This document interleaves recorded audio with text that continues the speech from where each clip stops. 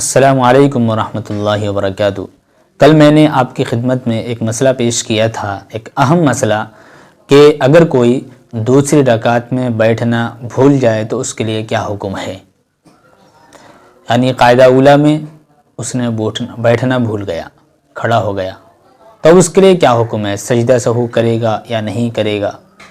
کب یاد آیا تو واپس قاعدہ اولیٰ کی طرف لوٹ کر آ سکتا ہے۔ یہ سارے مسائل میں نے کل آپ کے سامنے پیش کیے تھے، لیکن آج کا مسئلہ یہ ہے کہ اگر چوتھی رکعت میں یعنی قاعدہ اخیرہ میں اگر بیٹھنا بھول گیا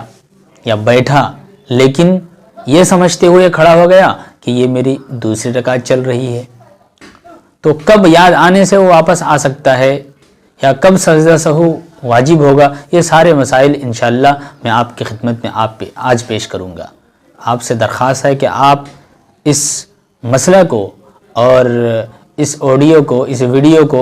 آپ اخیر تک سنتے رہیں تاکہ آپ کے سامنے یہ مسئلہ بالکل کھل کر صاف و شفاف ہو جائے۔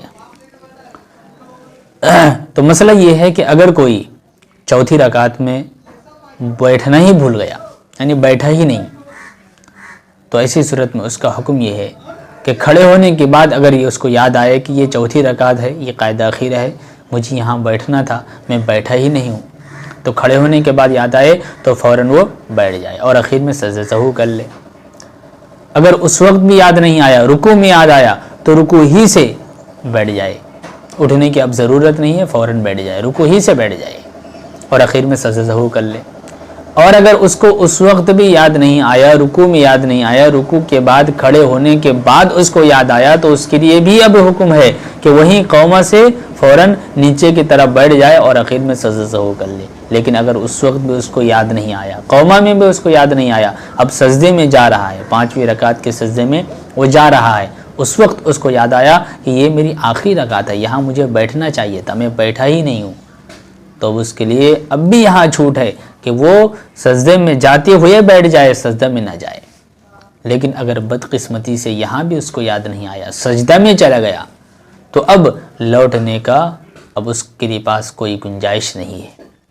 وہ پانچویں رکعت کے ایک ایسے حد کو پہنچ چکا ہے، ایسی حد کو وہ پہنچ چکا ہے جہاں سے وہ واپس نہیں ہو سکتا۔ اب اس کے لیے حکم یہ ہے کہ وہ اور ایک رکعت پڑھ لے،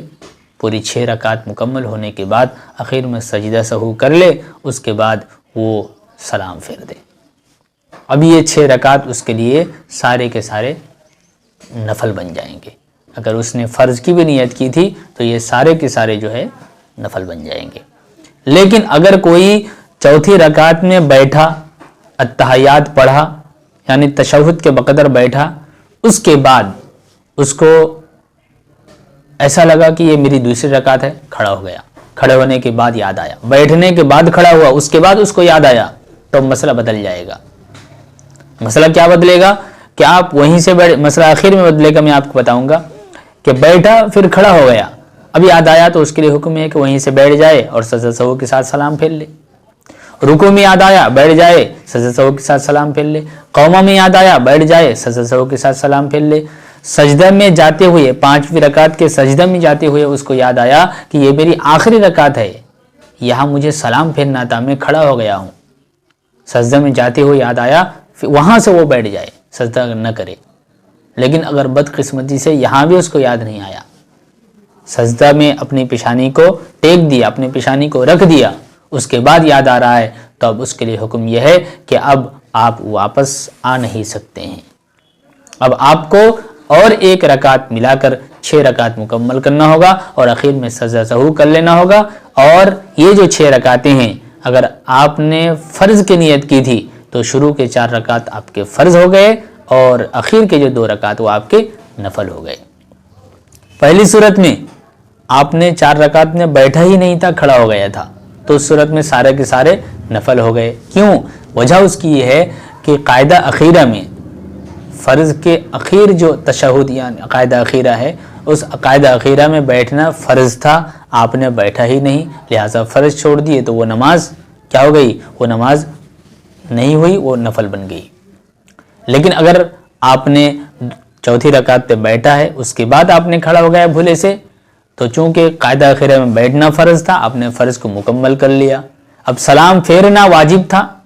آپ نے واجب میں تاخیر کر دی، اس وجہ سے سہو واجب ہے اور آپ کی نماز وہ ہو گئی.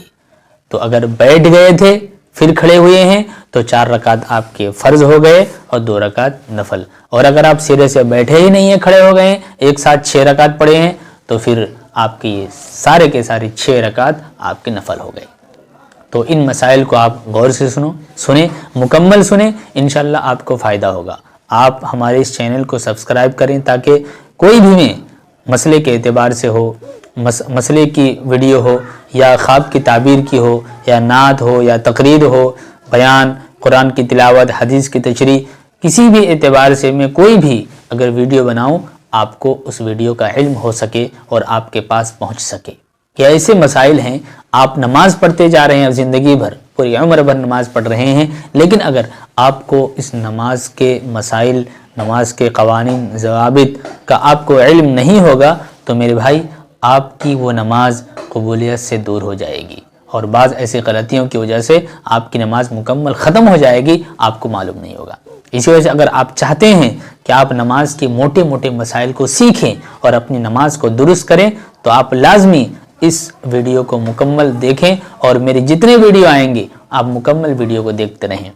مکمل ہمارے سارے ویڈیو کو دیکھنے کے لیے ایک ہی آپ کا طریقہ ہے کہ آپ کو سبسکرائب کرنا پڑے گا. السلام علیکم ورحمۃ اللہ وبرکاتہ.